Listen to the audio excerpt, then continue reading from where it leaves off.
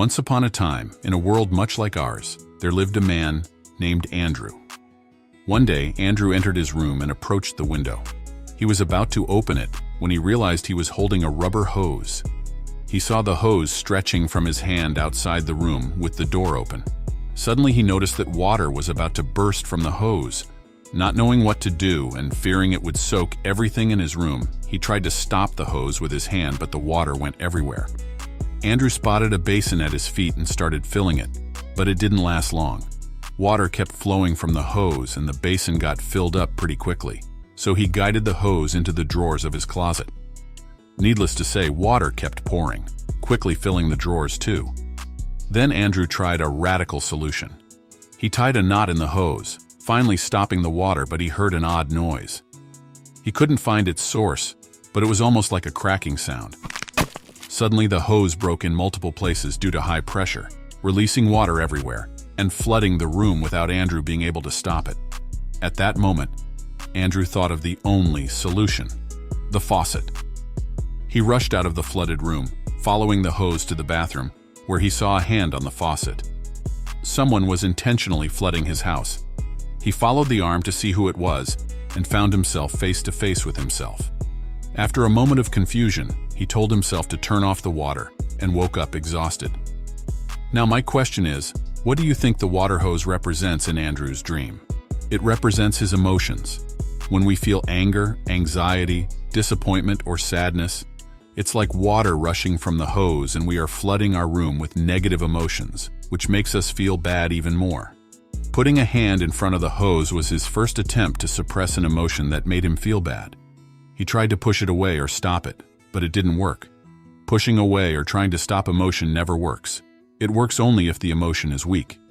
So, he tried to distract himself from the emotion by trying to contain the water in a basin. But it wasn't enough because the distraction only lasted for a short period of time. Then, he forced his hand to stop the emotion by tying a knot in the hose. It was only a matter of time before the hose started leaking from all sides.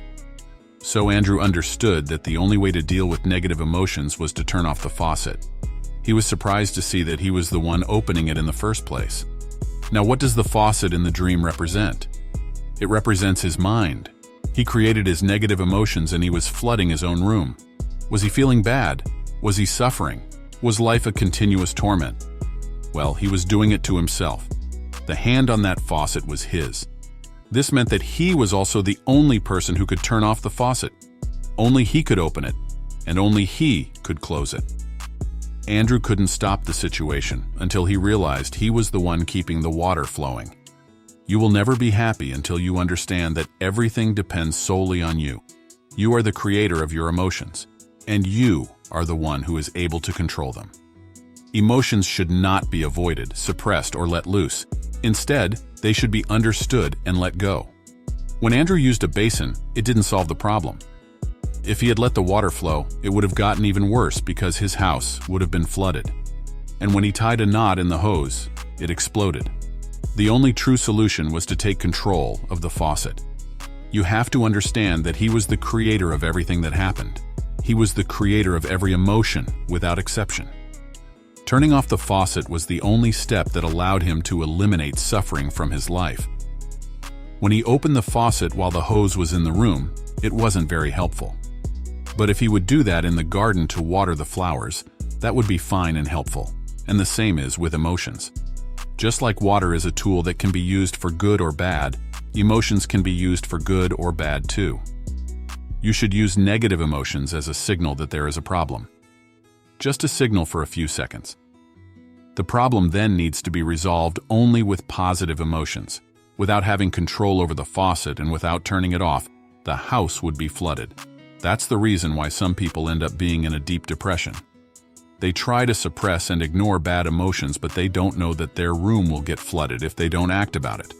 I believe that Andrew's story is the best definition to describe what emotions are, how to control them, and what impact they can have if you don't act immediately. The key is that once you feel bad, try to immediately recognize what's the reason behind that, and try to make a positive change out of it as soon as possible. Hope you find this video helpful, and if you did, let me know by liking it and commenting on it.